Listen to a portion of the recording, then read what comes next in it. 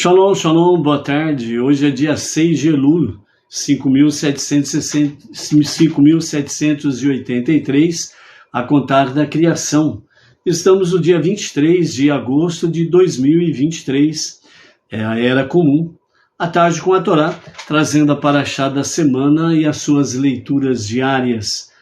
Estamos no livro de Deuteronômio e estamos aí no capítulo 23, na nossa paraxá da semana, Ki Tetse, né, quando saíres. E hoje nós estamos no quarto dia para o Shabat, e é o quarto dia para a nossa leitura diária. Então hoje nós estamos no capítulo 23 de Devarim, a partir do versículo 8, e vamos até o versículo 24. Vamos ver alguns aspectos, né, da nossa aliá de hoje. Hoje é o quarto dia para o Shabat, né? Então nós vamos aí nos preparando já, chegando praticamente no meio da semana, mais um pouquinho, para podermos chegar no sagrado dia do Shabat, ok? Os nossos mestres, eles falam sobre a questão, né, principalmente do povo judeu, sobre questão de 6 lembranças, né? Essas 6 lembranças, elas têm um grande significado, melhor dizendo, para o povo judeu, literalmente falando. Nós vamos ver estas 6 lembranças, né? E ao mesmo tempo vamos ver aí lições que ficam para nós, ok? Então as 6 lições, né, segundo a história judaica que nós temos aí, nós encontramos, né, as 6 lembranças, nós encontramos 5 referências no livro de Deuteronômio e uma referência no livro de Shemot, Êxodo, né?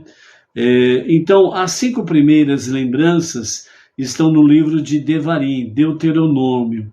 A primeira lembrança está no capítulo 16 e o verso 3, que diz assim: nosso êxodo do Egito, para que lembres o dia de tua saída da terra do Egito, todos os dias de tua vida.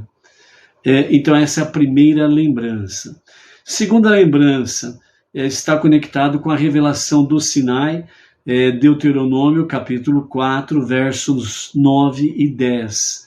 Somente guarda-te a ti mesmo e guarda a tua alma muito, para que não esqueças as coisas que os teus olhos viram, para que elas não sejam removidas de teu coração, todos os dias de tua vida, e as farás conhecer aos teus filhos. Não te esqueças do que viram teus olhos no dia em que estiveste diante do Eterno, teu Deus, em Horeb, né? Então Horeb é exatamente o Monte Sinai. Então, nas 2 primeiras lembranças que nós temos aqui, é o êxodo do Egito, né? Não esquecer que fostes escravos no Egito, né? Literalmente falando. E em seguida a revelação do Sinai, aquilo que os teus olhos viram, que os teus ouvidos ouviram, isso fará passar de geração em geração, ok? Isso traz para nós lições de que a história, né, já começando com esses 2 princípios, ou essas 2 lembranças, né, a história ela faz parte realmente do ser humano. E nós precisamos realmente lembrar das nossas raízes, né? Então, muitas vezes, exatamente porque os nossos antepassados, né, perderam as suas raízes judaicas, né, nós esquecemos realmente de onde viemos. E é importante nós estarmos conectados no momento como Benei Noach, né, os não-judeus entre as nações, estarmos conectados com o nosso irmão judeu a respeito das lembranças e da sua história, para que realmente a nossa alma divina esteja em conexão. Nos dias de Mashiach, na redenção final, né, verdadeiramente Mashiach, ele colocará os devidos pingos nos is, no seu devido lugar. Então, mais e mais do que nunca, nos dias de Mashiach, teremos essa plena conexão realmente com o povo judeu, com Mashiach, né, e com o único Deus. A terceira lembrança é o ataque de Amaleque a Israel. Deuteronômio capítulo 25, versos 17 e 19, que diz: lembra o que Amaleque fez contigo no caminho quando saíste do Egito, como encontrou-se contigo no caminho, e derrubou todos os fracos que se desgarraram atrás de ti, quando estavas fatigado e exausto. E ele não temeu a Deus. Por isso, quando Hashem, teu Deus, te aliviar de todos os teus inimigos à sua volta, na terra que Hashem, teu Deus, te dá como lembrança, apagarás a memória de Amaleque debaixo dos céus. Não esqueças. Ou seja, a nossa ação é realmente de fazer com que a memória de Amaleque se apague. Amaleque é um inimigo de Deus e é um inimigo do povo de Deus, né? Então, é apagar a sua memória. A quarta lembrança está conectada com a rebelião no deserto, em Deuteronômio capítulo 9, verso 7. Lembra, não esqueças, como provocaste a ira de Hashem, teu Deus, no deserto, né? Então, é lembrar realmente que nós precisamos apagar a memória de Amaleque, por isso precisamos expandir mais e mais luz divina e presença divina. E também lembrar sobre a questão das nossas rebeliões, assim como o povo judeu precisa lembrar da sua rebelião no deserto, nós também precisamos lembrar das nossas rebeliões contra Hashem, para que não venhamos cometê-las novamente. A quinta lembrança está conectada com o discurso negativo de Miriam e a sua punição, em Deuteronômio capítulo 24, verso 9. Lembra o que Hashem, teu Deus, fez a Miriam no caminho, quando saíste do Egito, né? Então aqui a exortação é no sentido de nós tomarmos cuidado com aquilo que falamos. É muito perigoso se nós falarmos de forma negativa, e é muito bom se falarmos de forma positiva. E a sexta lembrança, ela está exatamente em Shemot, Êxodo capítulo 20, verso 8, onde está a sua conexão com o Shabat. Lembra o dia do Shabat para santificá-lo, né? Então vejam bem que aqui nós temos exatamente sobre a questão de lembrar o dia de Shabat para santificá-lo. Por isso que a nossa conexão com o Shabat é realmente estarmos honrando e santificando o Shabat. E é por isso que nós temos aí o Sidur Bnei Noach, né, que traz para nós, com orientação rabínica do nosso Rav Yaakov Geranstad, realmente a estarmos honrando, santificando o Shabbat. Então, por isso, não podemos também esquecermos dessa questão, né, ombro a ombro com o nosso irmão judeu, e estarmos, então, de acordo com as 6 lembranças, né? Lembrai-vos, né? Isso traz para nós uma conexão, amados, de que é importante nós podemos observar, né, as tradições que vêm através dos nossos amados, né, o nosso povo judeu, os nossos irmãos, né, judeus, ou o povo do judeu no sentido singular e universal, ou único, né, como um povo só, a respeito das tradições, aquilo que é pertinente realmente aos Bnei Noach para o fazer. E assim nós vamos mantendo cada vez mais a nossa conexão, né? E nós vamos estando aí no nosso dia a dia, na nossa jornada monoteísta com fundamento judaico e orientação rabínica, ok? A nossa aliada de hoje, né, que está na nossa conexão, capítulo 23, verso 8, até o verso 24.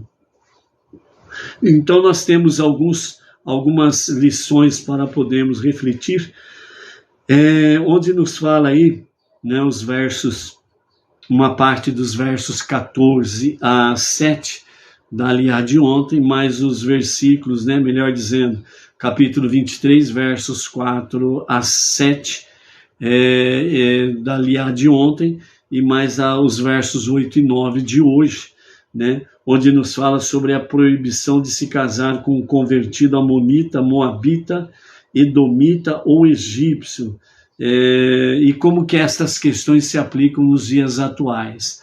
Nos dias de Moshe e nos dias da posse da terra prometida, era literalmente proibido casar com qualquer judeu ou judia, casar com amonita, moabita, edomita ou egípcio, nessas 4 nações. Porém, Maimônides, né, Ramban, ele fala para a nossa questão, lembrando-nos que quando o rei Sanherive, né, o rei da Assíria, quando ele subiu ao trono, ao poder, né, ele começou a confundir as identidades destas nações. E ele, não contente em realmente confundir as identidades destas nações, ele acrescentou outras tantas nações, realmente no sentido de confundir as identidades. O que significa isso, segundo Maimônides, né? Que ele nos escreveu sobre reis de relações proibidas, né? Capítulo 12, verso 25. Maimônides traz para nós que, com essa questão do rei da Assíria, quando ele traz a questão de confundir as identidades, é que ele forçou a mistura dos povos. E ao ele forçar a mistura dos povos em casamentos mistos, essas nações foram perdendo as suas identidades originais, as suas identidades tradicionais. E com essa mistura de povos, né, acabaram então confundindo as identidades. Então um dizia, eu sou egípcio, mas na realidade ele não era egípcio, ele era um edomita. Aquele que se dizia edomita, na realidade ele não era edomita, ele era um moabita. O moabita dizia que era um moabita, mas ele era um amonita. E ficava aquela dúvida, eu sou ou não sou? O que eu sou eu não sei. Entendeu? Então o confundir as identidades foi exatamente isso. Foi misturando os povos, né? E eles foram perdendo as suas tradições, eles foram perdendo a sua originalidade, né? Então trouxe uma confusão. Uma pessoa dizendo que era egípcia e ela não era, e assim sucessivamente. Então essa mistura de povos, eles perderam a sua originalidade, as suas verdadeiras raízes. Então, segundo Maimônides, né, segundo o que ele nos fala, né, além dessas 4 nações que se misturaram, todas as demais nações com as quais era permitido se casar com os seus convertidos. E todos convertidos se tornou, e todo convertido, né, se tornou permitido casar.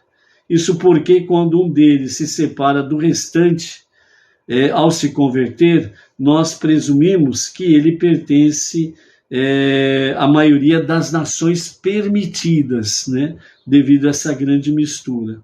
Assim, nos dias de hoje, sempre que um convertido se converte, a despeito dele ser um edomita, um egípcio, amonita, moabita, cuxita, etc. e tal, né? Seja ele homem ou mulher, é permitido a esta pessoa entrar então na congregação imediatamente. Ela é recebida, a pessoa é recebida na congregação israelita, judaica, né? É o que escreveu Maimônides em Leis de Relações Proibidas, capítulo 12, verso 25, porque eles perderam a sua identidade original. E estas misturas, né, quando alguns deles decidem fazer a conversão ao judaísmo, fazendo a conversão, né, então ele é recebido automaticamente dentro da congregação israelita, ok?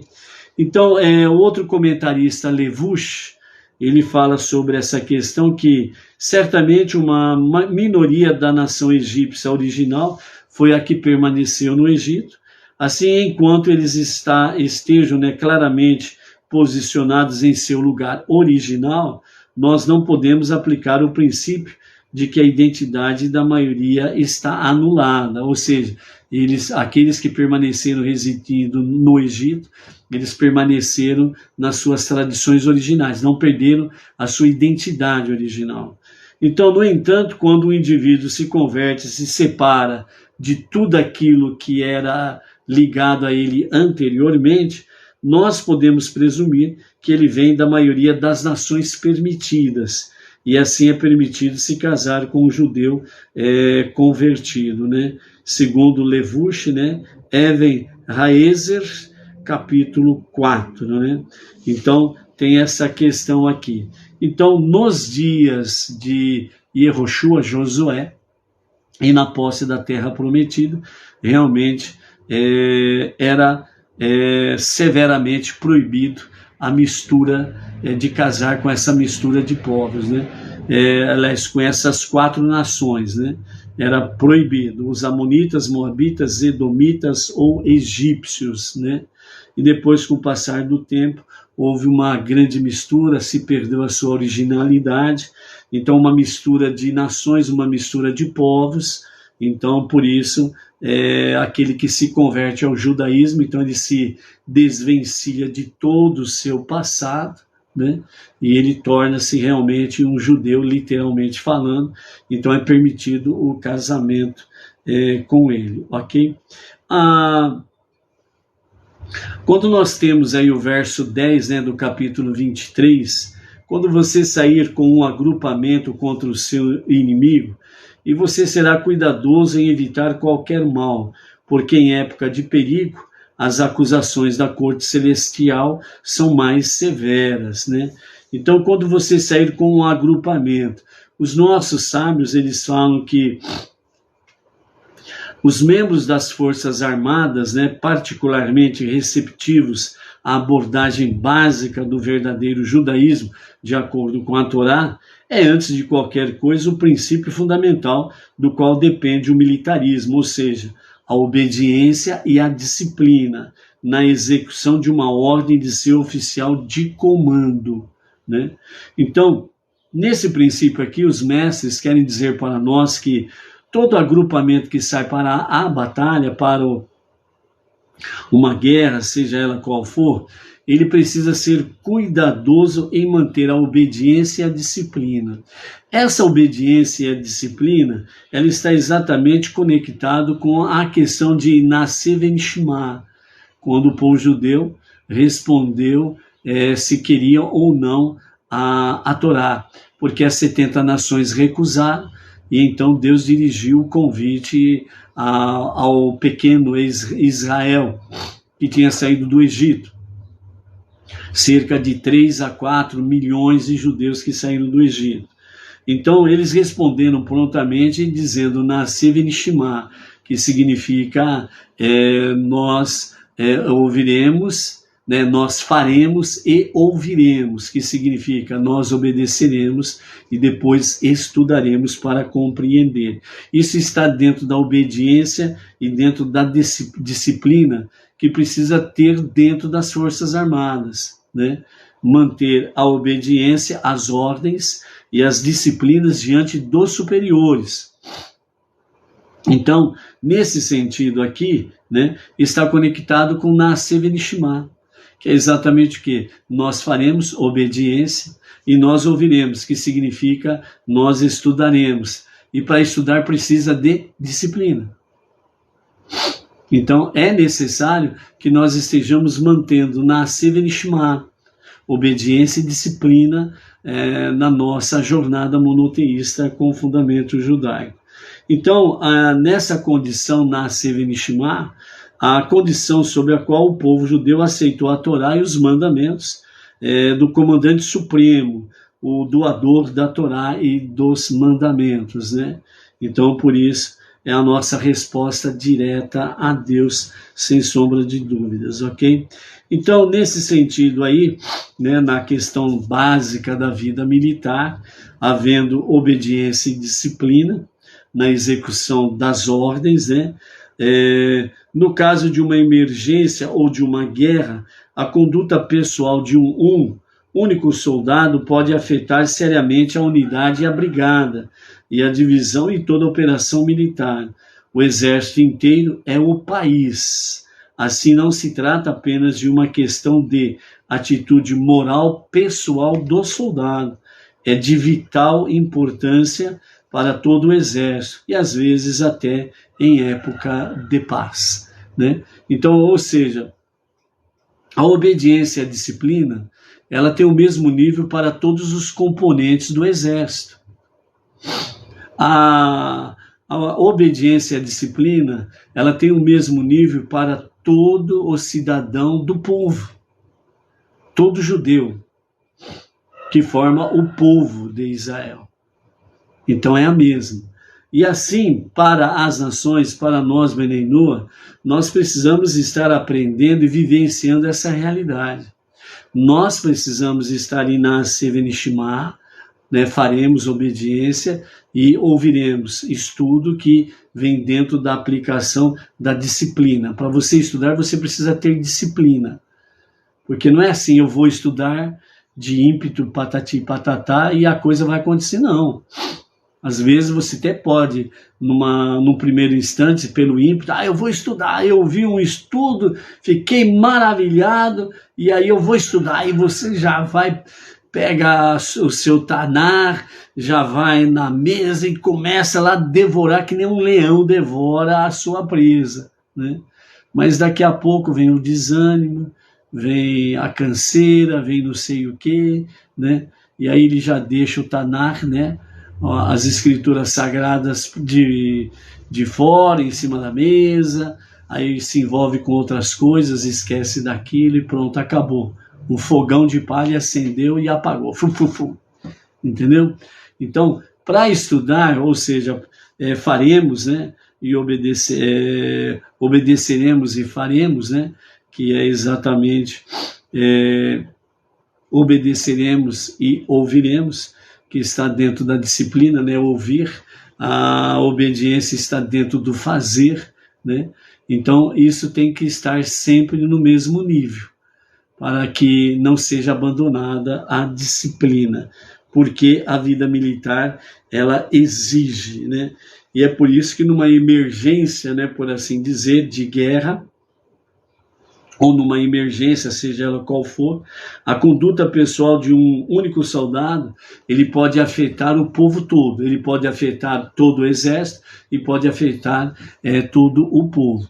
Então, por isso, a nossa conduta, ela precisa ser muito bem pautada dentro da Torá, dentro do estudo da Torá, dentro da Teshuvá, dentro do serviço de Ara Hashem, né, as preces, o estudo da Torá, das 7 leis de Noach e as suas ramificações, bem como também a Tzedakah. Tudo exige, de fato, disciplina, né, para que não se corrompa o andar realmente da jornada monoteísta. No verso 15, nós temos aí algo interessante a observarmos também, que nos fala como o Eterno, seu Deus, acompanha seu acampamento para salvar você e para colocar seus inimigos diante de você. Seu acampamento deverá ser sagrado. Então ele não verá nenhuma imoralidade em você e não se afastará de você, o Eterno teu Deus. Então veja bem, o seu acampamento será sagrado. Santidade, pureza e recato são as bases da morada da presença divina entre os judeus em geral. E dentro de cada judeu, todo homem e mulher em particular.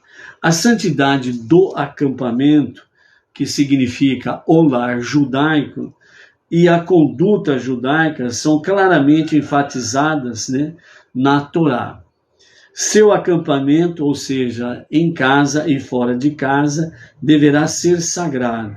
Então ele não verá nenhuma imoralidade em você e não se afastará de você, como diz o verso 15, ok? Então, dentro desse aspecto aqui, né, os nossos sábios falam que o recato e a santidade devem ser observados em todos os aspectos de um lar judaico, uma vida judaica, dentro de casa e fora de casa. Inclusive, na fala e no pensamento, e certamente nas vestimentas e na conduta em geral. Nesta área especificamente, assim como em outras áreas da vida judaica, a mulher e filhas judias estabelecem o tom e o padrão como a experiência tem mostrado.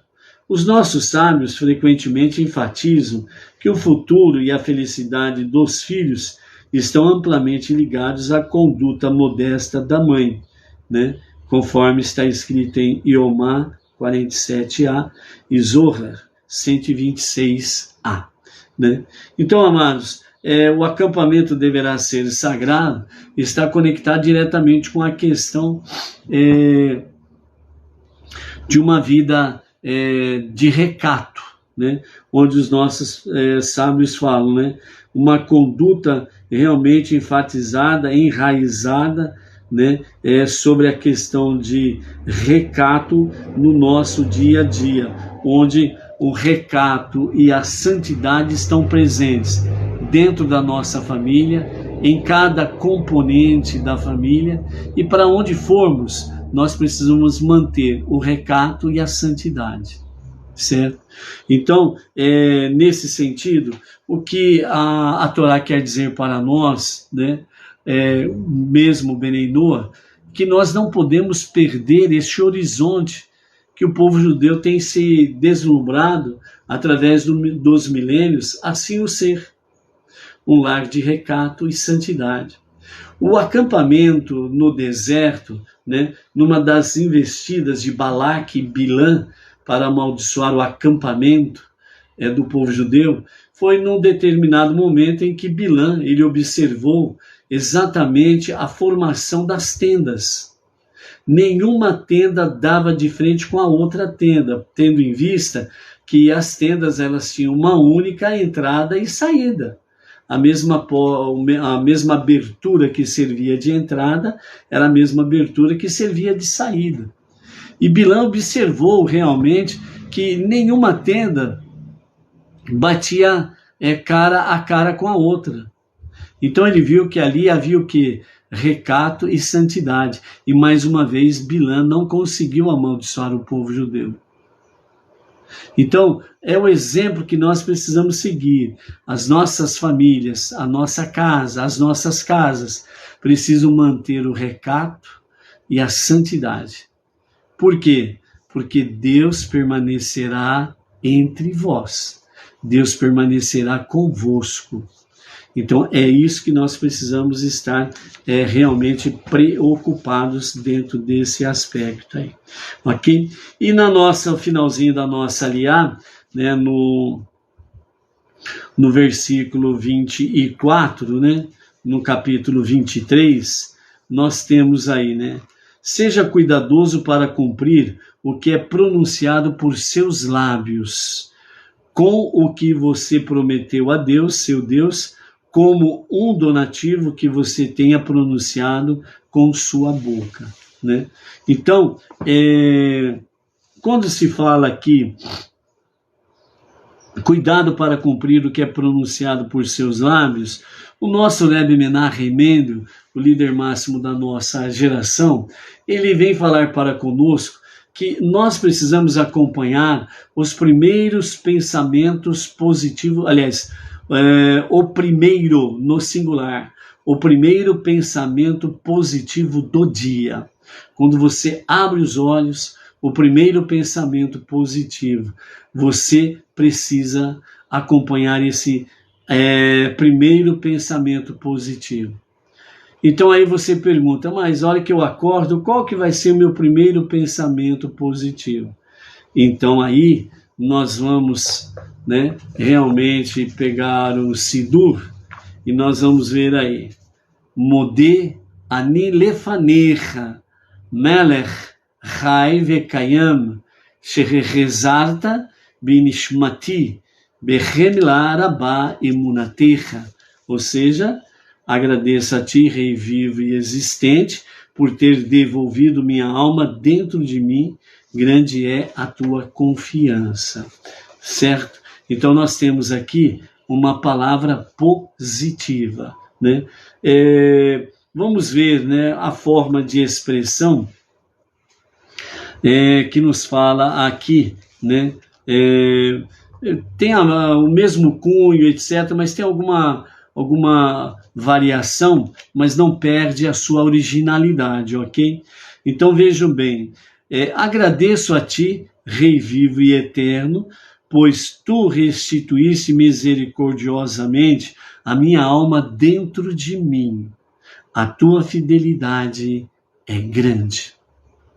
Então, o primeiro pensamento positivo que surge e precisa surgir em nossas cabeças ao abrirmos os olhos é o Modéani. Agradecendo ao Rei vivo e eterno e existente, que ele realmente restituiu com misericórdia dentro de nós as nossas almas, para que o nosso corpo pudesse viver, e não à toa, mas viver para louvar e honrar o seu santo nome. E é por isso que nós falamos quando abrimos nossos olhos.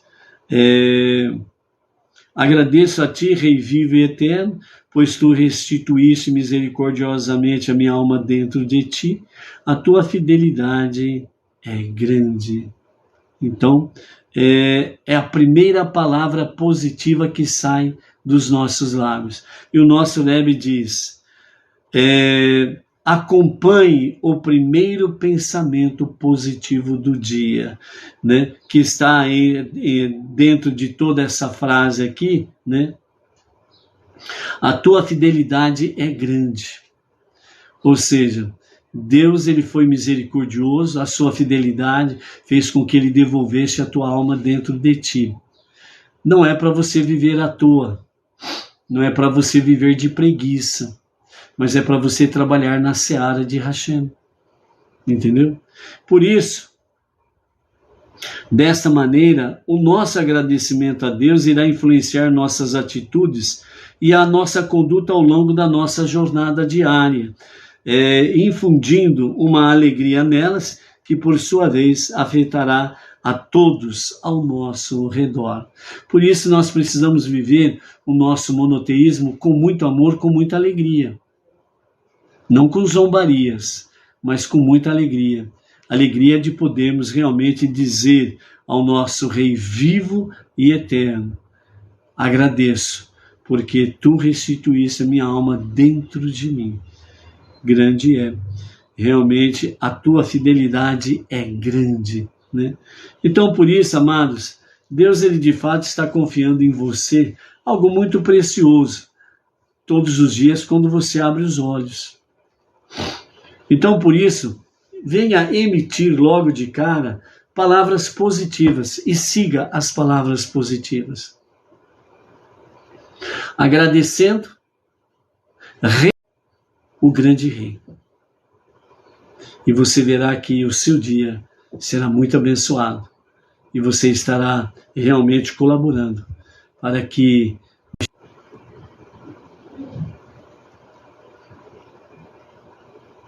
voltou o sinal, Baruch Hashem, né? E você estará de fato estando presente na jornada monoteísta com fundamento judaico, fazendo aquilo que é bom e agradável a Deus, trazendo para você, sua família e todos aqueles que estiverem ao teu redor, realmente as bênçãos divinas. Ok? Baruch Hashem.